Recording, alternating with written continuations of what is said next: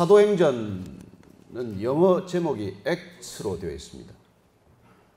행동이죠. 움직임입니다.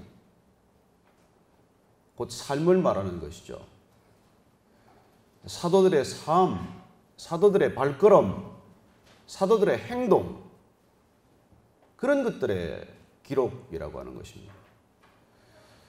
7장에 보면은 사울이라고 하는 청년이 등장합니다. 그는 나중에 잘 아시는 대로 바울이라는 이름으로 스스로 개명하게 됩니다. 그리하여 이 사도행전은 7장 이후에 등장한 사울, 그리고 본격적으로는 13장부터 바울의 삶, 바울의 행동들, 바울의 결정들, 바울의 걸음들, 그런 것들이 시종 기록된 것으로 볼 때는 어떻게 보면 사도행전은 바울 행전이라고도 부를 만한 책이에요. 그럼에도 불구하고 이 사도행전은 베드로나 바울과 같은 사도들에게 집중된 책이 아닙니다. 비록 그들의 행적, 그들의 행동, 그들의 삶의 모습들이 소상히 기록이 되어 있지만 그럼에도 불구하고 사도들에게 초점이 있는 것이 아니고 바울에게 초점이 있는 것이 아니고 그 사도들을 움직이고 있는 권능, 능력, 하나님의 능력, 그들을 움직여서 사용하시는 성령님께 초점이 맞춰져 있기 때문입니다. 그래 사도행전은 결코 베드로 행전이거나 바울 행전으로 인식이 되기보다는 성령 행전이라고 오히려 우리는 불리기를 기억하고 있는 것이죠. 그렇습니다. 성령께서 이 땅에 예수님께서 예언하신 대로, 말씀하신 대로, 약속하신 대로 마가의 다락방에 강림하심으로 해서 그 성령을 받은 사람들이 어떻게 바뀌었나? 그들이 어떻게 교회가 되었나? 거기에 초점이 맞춰져 있는 책이죠. 그래서 성령 받은 사람들은 집에 숨어 있거나 박해가 시작되었지만은 집에 대문 걸어 잠그고 몸을 가리고 숨어 있거나 한 것이 아니라 집 밖으로 뛰쳐나가는 담대한 변화, 그런 놀라운 삶의 새로운 변화를 보게 합니다. 그리고 그들은 어디론가 떠나는 사람이 됩니다. 물론 우리는 믿음의 조상 아브라함이 갈대아 우르를 떠나라고 하는 하나님의 명령에 순종함으로써 믿음의 역사, 구원의 역사가 시작된 것을 잘 압니다. 어쨌든 그렇게 떠난 믿음의 행진들, 또한 애굽 땅에서 영원히 살 수도 있었을 그 애굽 백성들과 함께 섞여 살았던 이스라엘 백성들을 다시 떠나라고 했을 때 광야로 나가서 광야를 전전하면서 그들은 하나님이 지시하는 땅으로 가게 되는 것이죠. 믿음의 행진은 처음부터 떠나가는 행진입니다. 움직이는 삶이에요. 어딘가 안주하는 삶이 아닙니다. 어딘가에서 편안함을 찾고 그곳에서 그냥 영원히 안식하고 싶은 그런 충동과 유혹이 우리에게 있을지 몰라도 그러나 결코 그들은 안주하지 않는 삶을 살기 시작한 것입니다. 오늘 이 바울 이야기는 에베소에서 일어난 이 얘기를 기록하고 있습니다. 그는 2차 선교 여행 때 에베소에 들르게 됩니다. 예루살렘으로 돌아가기 위해서 에베소에 잠시 들렀을 때 에베소 사람들이 다시 올 수 있겠느냐? 왜 좀 더 오랫동안 머물면서 말씀을 전해주지 않느냐? 그랬을 때 그는 다시 오리라는 마음의 서원을 가지고 예루살렘으로 돌아갑니다. 그리고 안디옥에서 그는 다시 조금 몸을 추스르기가 그렇게 시간을 오래 보내지 않고 금방 3차 선도 여행을 떠나는 것을 보게 됩니다. 그래야 그는 약속대로 에베소에 와서 2년 동안 그는 두란노 사역이라는 것을 하게 됩니다. 바울은 가는 곳곳마다 박해를 받았어요. 1차, 2차 전도 여행을 보면은 그야말로 어떻게 그 길을 계속 갈 수 있을까 하는 그런 일말의 두려움을 느낄 정도로 그는 박해 속에 그 여정을 마치게 됩니다. 1, 2, 3차 선교여행 전체를 아울러서 보면 그의 행로, 그의 여정은 대략 13,000km 정도, 13,000 안팎의 거리를 다닌 것으로 추정이 됩니다. 지금으로 따지면 큰 거리가 아닐지 모르죠. 뭐 비행기 타고 뭐 밀리언 마일러를 그러니까 된 사람들이 뭐 이런 많은 세상에서 13,000km가 뭐 대단하냐 생각할지 모르겠지만 그 당시에 13,000km를 다닌다는 것은 상상할 수 없는 거리나 마찬가지입니다. 도시에서 도시로 옮기는 것 자체가 위험했던 데입니다. 여행 자체가 목숨을 건 일이었어요. 그럼에도 불구하고 그는 어디론가 가야 한다는 절박한 마음을 가지고 그는 마치 어딘가에 사로잡힌 사람처럼 그는 옮겨 다니는 것을 보게 됩니다. 복음을 전하기가 무섭게 딴 곳으로 가고 또한 다른 곳으로 옮겨가야 한다는 그런 일정을 볼 때 도대체 왜 이 사람은 이렇게 살고 있나? 특별히 그는 2차 전도 여행 때 북아시아, 북소아시아의 북쪽 지역을 선교하고 싶었어요. 그러나 성령께서 그 길을 막으십니다. 그리고 뜻밖의 그를 유럽으로 인도하십니다. 드로아라는 항구에서 환상을 봅니다. 마케도니아로 건너와라. 나를 좀 도와달라. 그리고 그는 찾아올 수 없는 사람들의 도움의 요청을 받고 그는 드디어 유럽 땅을 밟게 됩니다. 그가 유럽을 품었던 사람이 아니에요. 유럽을 그리워서 유럽에 가고 싶었다는 계획을 짰던 것이 아닙니다. 그러나 그는 성령의 발걸음을 따라서 소아시아의 북쪽을 이렇게 선교하고 싶었지만은 그 발걸음을 그야말로 강제적으로 유럽으로 옮겨놓는 것을 봅니다. 유럽의 관문, 그리스의 관문 빌립보에 도착했을 때 그는 누구의 환영도 받지 못했습니다. 누가 그를 맞아주겠습니까? 그야말로 오갈 데가 없는 그런 상황이었지만은 거기서 하나님께서 예비하신 한 여인을 만납니다. 우리가 잘 아는 루디아라고 하는 두아디라에서 난 옷감을 파는 자주 옷감 장사죠. 그 여인을 만나서 그 여인의 집에서 교회가 시작이 되는 것을 보게 됩니다. 초대교회는 가정에서 시작이 되었습니다. 초대교회는 헌신된 소수에 의해서 시작이 되었습니다. 그들이 끝까지 복음에 붙들렸을 때 그들은 가정을 열었고 그들의 일터를 열었고 그것이 교회가 되는 것이죠. 그렇습니다. 그렇지만 그는 빌립보에서 감옥에 갇히는 일을 겪었고 그리고 그 감옥에서 그는 놀라운 경험을 하게 됩니다. 그렇게 찾고에 차였지만은 풀리는 것을 경험했고 더 놀라운 것은 옥문이 흔들려서 열린 것을 알고 간수가 자결하려고 했을 때 간수를 살렸던 그런 놀라운 일을 경험합니다. 그 간수가 그날 밤에 가족들과 함께 몽땅 세례를 받아요. 어떻게 그런 일이 있을 수 있겠습니까? 그런 기적 같은 일들, 우리가 지금으로 봐서는 이해할 수 없는 일, 책을 읽으면 그냥 그렇게 그런 일이 있었나 보다 그렇게 생각할지 모르겠지만 아마 바울은 그날 밤에 그 감동을 잊지 못했을 거예요. 자기를 감시하던 그 간수가 말이죠. 자기의 상처를 씻어주고 집에 가서 대접을 받고 그리고는 그 가족들이 전부 세례를 받는 그런 놀라운 일이 일어난 것이죠. 여러분 그때만 이런 일이 있었습니까? 교회는 지난 2000년간 이런 일들 때문에 여기까지 유지가 되어 온 거예요. 이런 일이 없었다면 교회는 지금 이 시간 저와 함께 예배드리지 못합니다. 이런 수많은 희생, 상상할 수 없는 그런 놀라운 관계, 그런 기적들이 있었기 때문에 우리는 여기서 생명의 일들을 다시 한번 경험하기 위해서 말씀을 듣는 것이죠. 저는 4년 반 전에 베이직 교회라는 새로운 교회가 시작이 됐고 섬기게 되었습니다. 나이 63세 새로 교회 시작한다는 게 무슨 대단한 일이겠습니까만은 누구도 그 교회는 안 될 거라고 생각했어요. 저는 그렇게 말했습니다. 내가 할 수 있는 일은 단 하나도 없다. 하나님이 하신다면 못할 일이 없다. 여러분 교회는 하나님이 하시는 것입니다. 사람이 섬기는 사람들이 있고 찬양도 하고 헌금도 하고 무슨 연주도 하지만 사람이 교회 하는 게 아니에요. 사람의 교회 가지고는 아무 능력이 없습니다. 오늘날 인간이 많이 모였다고 교회가 무슨 능력이 있습니까? 교회는 하나님이 하실 때 하나님의 능력이 나타나게 되어 있어요. 교회가 시작되자마자 저는 노 미니스트리 처치를 하자고 그랬어요. 미니스트리 없다. 성경만 읽자. 왜냐하면 성경을 모르면 그리스도인 아닙니다. 성경으로 기도하지 않으면 그리스도인들의 기도가 아니에요. 그래서 무슨 성경을 읽자. 신약을 읽어갈 때입니다. 온 성도들이 신약을 읽을 때 기적이 일어나는 부분을 읽고 그 기적을 아마 밋밋하게 읽었겠죠. 주님께서 아마 그렇게 읽는 태도가 밋밋한 태도가 마음에 안 들었던지 저희 교회에 기적을 보여주셨어요. 휠체어 타고 들어온 사람이 걸어 나갔습니다.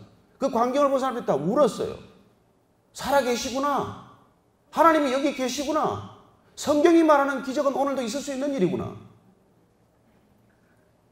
한 성도가 그 교도소에 구속된 분 신방을 요청을 했어요. 교도소에 2번 찾아갔습니다. 그분 나오면 불교도가 되기로 불교 총무원장이 입도 선매한 사람이에요. 2번 복음을 듣고 그리스도를 믿기로 결정했습니다. 출소하자마자 지금까지 계속해서 아침 예배를 나오십니다. 더 놀라운 것은 그분하고 단 2차례 복음을 전할 때 그걸 기록했던 교도관이 있어요. 30분 2번 특별 면회 때 교도관이 기록을 했었는데 그 교도관이 그 내용을 기록하다가 본인이 예수 믿기로 결정하고 교도관직 사임하고 와서 교회에서 세례받았습니다. 점심 식당에서 만난 한 사람이 그 자리에서 예수님을 영접하고 그날 밤에 집에 있는 모든 부적 다 태워버리고 집에 있는 모든 우상들 다 내다버리고 그때부터 가정 예배를 시작해서 3년간 아침 저녁으로 예배를 드리는 분이 계십니다. 그런 일들이 무슨 제가 자랑하려고 하겠습니까? 천만에요. 사람이 할 수 있는 일이 아니에요. 성령께서만 하실 수 있는 일입니다. 이런 일들을 주님께서는 예고하셨어요. 너희가 성령이 오시면 성령을 받으면 권능을 받고 능력을 받고 예루살렘과 온 유대와 사마리아와 땅끝까지 이르러 내 증인이 될 것이다. 여러분 그리스도인이란 증인이 되는 것입니다. 모여서 예배드리고 모여서 은혜 받고 우리끼리 좋은 공동체하고 그게 아니고 예수님을 만난 사람, 성령께 붙들린 사람, 그 사람들의 삶의 흔적들을 우리가 펼쳐가는 증인이 되는 삶을 산다는 것입니다. 사도 바울이 이 에베소에서 와서 또다시 그런 놀라운 증거를 보게 됩니다. 2년 동안 그는 올인했어요. 쏟아부었습니다. 소수의 무리에게. 그는 그전에 많은 사람들에게 복음을 전하고 했지만 가는 곳마다 핍박을 받고 박해를 당하게 됩니다. 그는 3차 전도 여행 때 선교 전략을 바꾼 것이죠. 소수의 무리에 집중해서 두란노라고 하는 공간, 한 좁은 공간에서 12명쯤 되는 사람이었는지 그 많은 사람들인지 모르지만 정확히 사람 수는 기록이 되어 있지만 소수의 무리에 그는 시간과 모든 노력을 쏟아부었어요. 결과는 놀라운 변화입니다. 그들을 통해서 복음이 전해지기 시작을 한 것이죠. 그쪽 아시아 지역의 모든 사람들이 복음을 들었다라고 기록할 만큼 복음이 흥황하게 전해지는 것, 고루고루 전해지는 것을 경험하게 됩니다. 그리고 더 놀라운 것은 그 도시 전체가 무슨 대단한 결정을 내린 거예요. 그 땅에 있는 모든 마술책들, 그 책들을 다 모아서 불살라버리는 것을 보게 됩니다. 저는 그 본문을 볼 때마다 그렇게 생각합니다. 이것이 서울에 있는 모든 음란 서적을 다 태우는 거나 마찬가지예요. 모든 음란한 비디오를 모아다가 다 불살라버리는 거나 마찬가지입니다. 도시 전체가 그런 충격을 받는 것입니다. 저는 오늘날 이 시대도 우리가 교회가 되면 우리가 진정한 교회의 걸음을 걷기 시작을 하면 그런 능력 있는 삶을 살기 시작을 하면 우리가 속하고 있는 공동체가 바뀌는 것은 물론이고 우리가 살아가고 있는 한 도시 전체가 바뀔 수 있다고 믿습니다. 그런 믿음을 가지고 우리가 살아가는 것이죠. 그러나 이런 일이 있을 때 사도 바울은 다시 이 에베소에서 얼마나 놀라운 능력이 나타났습니까? 두란노 사역 2년 만에 있을 수 없는 그런 열매가 열렸어요. 그럼에도 불구하고 그는 이곳에 더 이상 머무르고자 하지 않습니다. 그는 다시 예루살렘으로 갔다가 거기서 로마로 가야 한다는 생각을 뜻밖의 하게 됩니다. 지금 사역이 잘 되고 있어요. 두란노에 생각하지도 못했던 열매가 열린 것입니다. 탐스러운 열매예요. 상상하지 못했던 큰 열매가 있었고 그러면 사람들 모아서 교회 하나 짓고 선교센터 하나 짓고 수도원, 기도원 하나 짓고 거기 아주 그냥 에베소에 뼈를 묻지. 그러지 않았어요. 그의 마음속에는 다시 로마를 향한 불길이 치솟기 시작한 것이죠. 저는 이게 그리스도인이라고 믿습니다. 이게 성령의 사람들이에요. acts. 하나님을 만난 사람, 성령 받은 사람들의 행동들을 성경은 이렇게 기록하고 있는 것이죠. 어떻게 살아가야 합니까? 여러분들은 바쁜 와중에 이곳에 와서 잠시 쉼을 누릴지 모르겠지만 그러나 오늘날 바쁘게 살아가지만 무엇 때문에 그렇게 바쁘게 삽니까? 뭘 위해서 그렇게 바쁘게 사는 걸까요? 마치 바빠야 하는 것처럼 삽니다. 바쁘십니까? 그게 인사 한 말이 되었어요. 예, 바쁩니다. 그게 인사 답례가 되었어요. 바빠야 중요한 사람 같고 더 바빠야 성공하는 것 같지만 여러분 오늘 밤에 데려가면은 그 바빴던 게 무슨 소용이 있겠습니까? 물론 예수님도 바쁘셨습니다. 바빠서 식사할 겨를이 없었어요. 바빠서 너무 힘들어서 배 고물에서 그냥 코를 골고 주무시기도 했어요. 그러나 무엇 때문에 바쁘냐는 거예요. 저는 오늘 성령 받은 사람들, 이렇게 교회를 이루어가는 사람들, 가는 곳마다 교회를 탄생케 하는 사람들, 이 사람들의 삶은 놀랍게도 동일한 어떤 목적을 가지고 있다는 것입니다. 동일한 삶의 특징들을 가지고 있다는 것입니다. 첫 번째는 이렇게 안주하지 않는 거예요. 떠나야 할 때를 알고 가야 할 장소를 아는 사람들이 되는 것입니다. 바울은 떠나야 할 때를 알았어요. 에베소에 그냥 무한정 머물러서 여기에 초막셋을 짓고 여기가 좋사오니 여기를 낙원으로 만들자는 게 아니에요. 그렇습니다. 그 이유는 우리 주님께서 가라. 너희는 가서 모든 족속으로 제자를 삼으라. 땅끝까지 가라 하는 명령이 있었기 때문입니다. 그래서 그는 더 이상 자기의 꿈과 자기의 계획을 쫓아 사는 사람이 아니죠.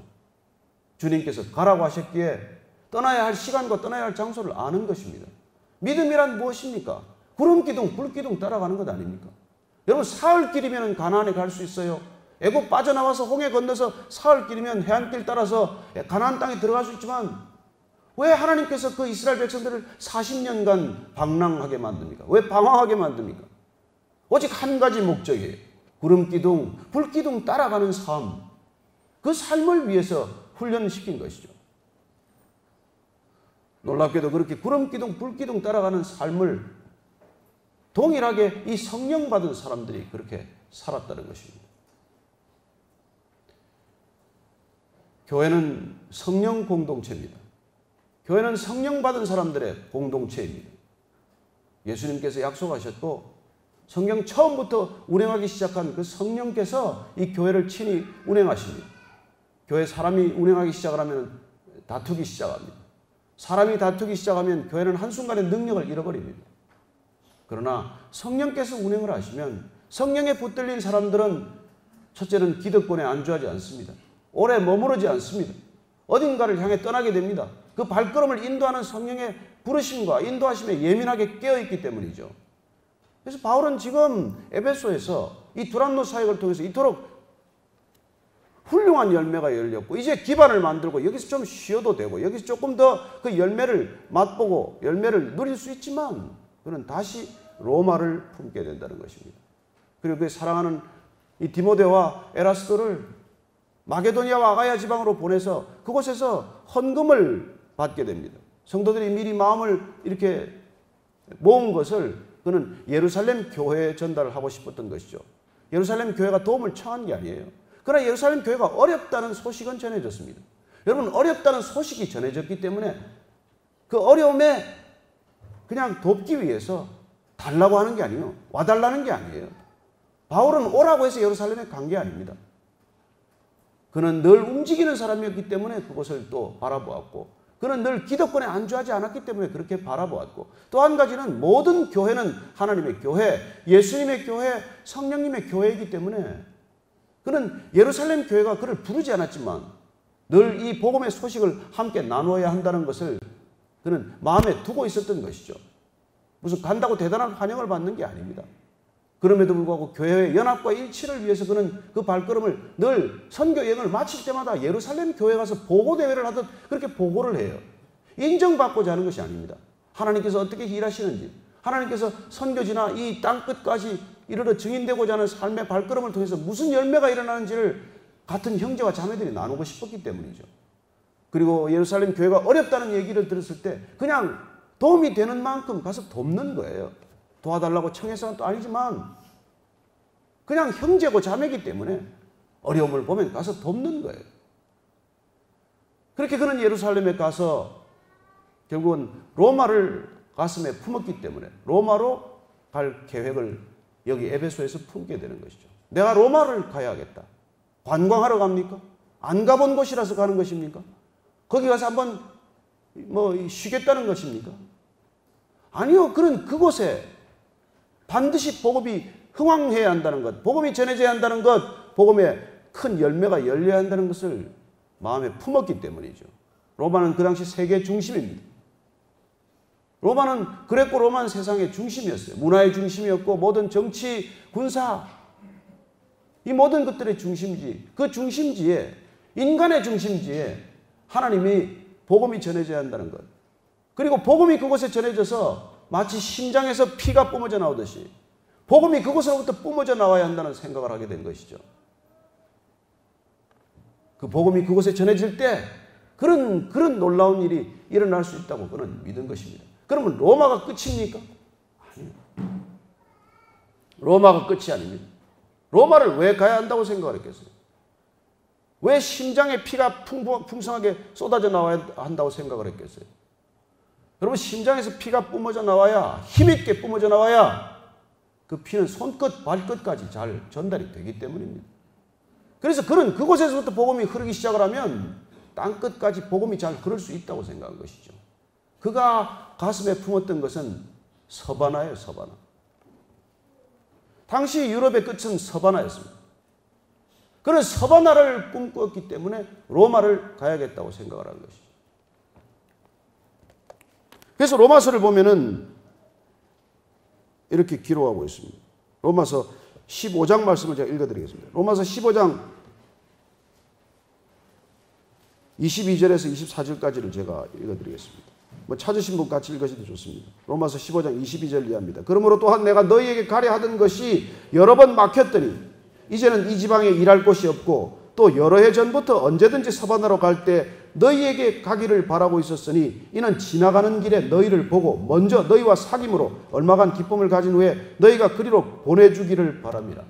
그는 로마를 꿈꾸었고 로마를 품었지만은 그가 궁극적으로 가야 할 곳은 서바나였기 때문에 땅끝을 향해서 가는 길에 로마를 반드시 들러야겠다고 생각을 했고, 어쩌면 그 땅끝으로 가는 땅끝에 교회가 새로 탄생되는데 로마 교회가 도움을 주었으면 좋겠다고 생각을 한 것이죠.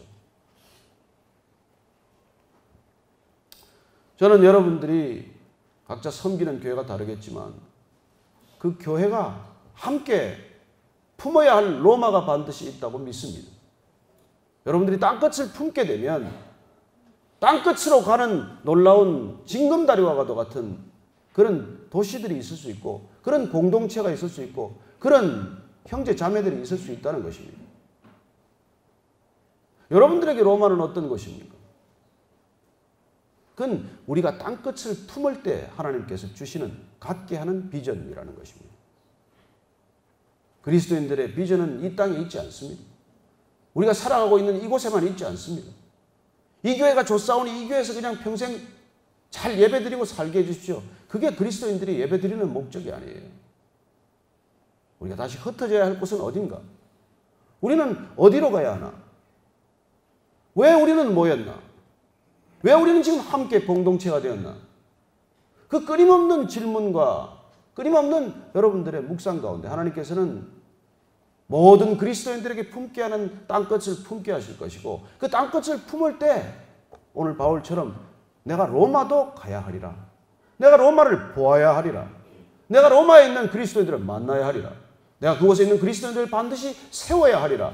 진정한 복음으로 다시 한번 거듭나게 해야 하리라. 이런 생각들이 들기 시작하는 것이죠. 이게 그리스도인들의 비전 아닙니까? 왜 돈 법니까? 왜 일하십니까? 왜 바쁩니까? 무엇 때문에 우리는 가정을 이루었습니까? 그냥 한 가정을 이루고 자자손손 잘 먹고 잘 사는 것입니까? 아니요. 이 땅의 모든 그리스도인들은 하나님께서 주신 소명이 있습니다. 진정한 교회가 되어야 할 목적, 그리고 그 교회가 흩어져야 할 목적, 그 교회가 구원의 통로가 되어야 할 소명, 그리고 교회가 소명을 받게 될 때 반드시 가야 할 로마, 이런 것들을 주님께서 주시기 위해서 우리를 부르셨고 우리에게 은혜를 부어주셨고 그리고 놀랍게도 날마다 그분과 사랑의 교제를 허락하시는 것이죠. 그렇습니다. 사도 바울은 예루살렘으로 가게 됩니다. 어쩌면 기쁜 마음으로 예루살렘으로 가게 되었습니다. 세 차례 선교 여행도 아름답게 마무리가 되었고 두란노의 놀라운 열매도 보고할 수 있게 되었고 더더군다나 아가야와 마게도니아 지방에서 거둔 예루살렘 교회를 위한 헌금도 따뜻한 정으로 전달할 수 있는 아름다운 발걸음이 이어졌습니다. 그리고 거기서 이제 다시 한번 예루살렘 교회와 안디옥 교회의 도움으로 로마를 거쳐서 서바나로 가는 그런 계획들이 마음 가운데 정말 탐스러운 꽃이 피듯 그렇게 마음속에 자리 잡았겠죠. 그러나 그는 예루살렘에 가서 체포됩니다. 그는 로마를 가는 것, 그것이 하나님이 주신 비전이라는 것은 분명히 알았지만, 그러나 본인이 생각하듯이 예루살렘 교회와 안디옥 교회의 도움을 받고 가는 것이 아니라 죄수로 가는 것이었습니다. 체포되어서 죄수복을 입고 그를 호송하는 사람들, 로마 병정에 이끌려서 로마로 가는 뜻밖의 방법을 경험하게 되는 것이죠. 우리가 비전을 품으면 좋은 일만 생깁니까? 우리가 생각하던 좋은 일만 생기지 않습니다. 우리가 생각하는 방식으로 하나님이 응답하지 않습니다. 전혀 생각하지도 못했던 방법. 설마 죄인이 되어서 죄수로 호송될 거라고 생각을 했겠습니까? 그러나 어쨌든 그는 예루살렘에 있는 영어의 몸이 되었을 때 하나님께서 그렇게 말씀해 주십니다. 두려워하지 말라. 두려워하지 말라. 내가 예루살렘에 가서 로마에 가서 나를 다시 증언하게 될 것이다. 그렇게 말씀해 주십니다. 내가 반드시 로마에 가서 나를 증거할 것이라고 약속해 주시는 것이죠. 가는 포로로서 끌려가는, 마치 죄수로서 끌려가는 그 걸음은 어떤 걸음이었습니까? 위험하기 짝이 없는 일이었어요. 뱃길은 유라굴로 광풍을 만나게 됩니다. 결국 배는 깨어지고 침몰합니다. 다 죽었어야 되지 않겠습니까? 요새도 지중해 보면 아프리카에서 나오는 난민들이 배가 뒤집혀서 죽는 그런 안타까운 소식들이 전해지지 않습니까? 더더군다나 그 광풍, 유라굴로 광풍이라고 하는 그 태풍을 만나서 그 지중해가 바다가 뒤집어지듯 그 험난한 뱃길 가운데서도 그는 하나님의 음성을 듣게 됩니다. 하나님께서는 그에게 안심하도록 말합니다. 그리고는 그 두려워하는 오히려 로마의 군병들, 그리고 다른 죄수들, 다른 뱃사람들에게 이렇게 안심하는 것을 듣게 됩니다. 내가 속한 바 곧 내가 섬기는 하나님의 사자가 어젯밤에 내 곁에 서서 말하되 바울아 두려워하지 말라. 내가 가이사 앞에 서야 하겠고 또 하나님께서 너와 함께 항해하는 자를 다 내게 주셨다 했으니 그러므로 여러분이여 안심하라. 나는 내게 말씀하신 그대로 되리라고 하나님을 믿노라. 여러분, 이게 그리스도인들의 삶입니다. 불안해하는 세상, 두려움에 떨고 있는 세상, 어떤 형편과 처지에 있든지 간에 그렇게 마음 편하게 살아갈 수 없는 이 세상 가운데 있는 사람들을 향해서 안심하라. 두려워하지 마십시오. 두려워하지 마십시오. 내가 믿는 하나님께서 여러분들을 구원하시기를 원하십니다. 여러분들에게 복음을 전하기를 원하십니다. 여러분들에게 생명 주시기를 원하십니다. 살아있는 생명, 영원한 생명, 이제 죽나 언제 죽나 두려워하는 그 삶을 살아가는 우리 모두에게 그런 메시지를 전하라고 우리를 부르신 줄로 믿으시기 바랍니다. 그때 여러분들은 무엇을 하든 그 마음 가운데 빼앗기지 않는 평강을 누리게 될 것입니다. 모든 사람들이 이제 죽었구나, 죽게 되었구나, 그렇게 두려워할 때 바울은 그들을 향해서 두려워하지 마십시오. 안심하십시오. 내가 믿는 하나님께서 끝까지 여러분들을 지켜주실 것입니다. 이렇게 안심시킬 수 있는 저와 여러분이 되기를 축복합니다. 이곳에서 오늘 한번 예배를 드리고 각자의 갈 길로 흩어지겠지만 여러분들의 가는 발걸음이 주님께 붙들리기만 하면 주님께서 여러분들에게 그런 일을 감당할 수 있는 먼저 능력을 주실 것입니다. 안주하지 않는 열정을 주실 것입니다. 그리고 놀랍게도 그곳을 향해 갈 수 있는 그런 길을 열어주시게 될 것입니다. 그 길이 물론 우리가 원하는 길이 아닐 수가 있고 우리가 생각했던 방법이 아닐 수 있지만 그러나 하나님의 지혜는 우리의 지혜를 뛰어넘는 지혜입니다. 어쩌면 그가 로마로 가다가 이런 방법이 아니었으면 죽었을지 누가 합니까? 강도를 만나고 도적을 만나고 얼마나 더 험한 길이 있었겠습니까? 그러나 그는 마치 로마 군인들에게 보호받듯 그렇게 경호를 받듯 그렇게 가는 길을 하나님께서 보내신 것이죠. 그는 에베소에서 두란노 사역을 했기 때문에 로마로 가더라도 로마에서 1, 2년 그런 두란노 같은 사역을 했으면 하는 마음을 가졌겠죠. 그러나 그는 감옥에 갇혀서 죄수의 신분이 되었지만 찾아오는 사람들에게 마음껏 복음을 전할 수 있게 됩니다. 에베소의 두란노와 같은 곳은 아니었지만 로마의 감옥이 그런 역할을 하게 되는 것이죠. 그렇습니다. 생각했던 길입니까? 아니요. 내가 생각했던 길이 아닙니다. 내가 계획했던 걸음입니까? 아니요. 내가 계획했던 걸음도 아닙니다. 내가 기대했던 방식입니까? 아니요. 그런 방식도 아니에요. 그러나 저와 여러분이 하나님을 신뢰하고 가면 하나님께서는 반드시 저와 여러분의 삶을 가장 확실하게 아름답게 쓰실 것이라는 점입니다. 오늘 이 짧은 말씀을 통해서 로마를 어떻게 해서 바울이 품게 되었는지, 그리고 우리가 품어야 할 로마는 어떤 것인지 깊이 묵상하는 하루가 되기를 축복합니다. 여러분들의 발걸음이 땅끝을 향하고 있기만 하면 하나님께서는 여러분들이 가야 할 로마를 보게 하시고 그 로마에 갈 수 있는 길을 열어주실 것이고 그 로마에 갈 수 있는 놀라운 능력을 허락하실 줄로 믿으시기 바랍니다. 같이 기도하겠습니다. 하나님 아버지, 성령의 사람이 되었을 때 놀랍게도 그 발걸음을 한 걸음 한 걸음 주께서 인도하셔서 영혼의 걸음 되게 하시고 생명의 걸음이 되게 하시고 빛의 걸음 되게 하셨듯이 오늘 함께 예배드린 이 모든 성도들 한 분 한 분의 생애가 주께 붙들린 바 되어서 주님이 원하시는 곳에 이르러 주의 교회가 되는 놀라운 기적을 경험하게 하여 주옵소서. 예수님 이름으로 기도합니다. 아멘.